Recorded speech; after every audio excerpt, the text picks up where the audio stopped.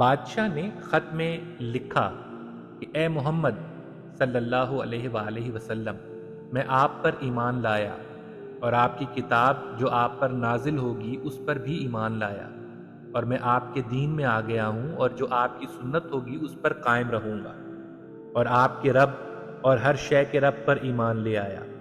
اگر میں اپنی زندگی میں آپ کو نہ پا سکوں تو قیامت کے دن میری شفاعت کیجیے گا اور مجھے اپنی پہلی امتوں میں شامل کر لیجئے جو آپ کی آمد سے پہلے آپ کی امت ہو گئی ہیں۔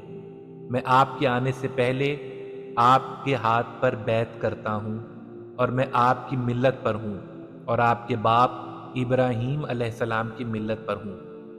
یہ خط لکھ کر آخر میں اس نے اپنی مہر لگا دی۔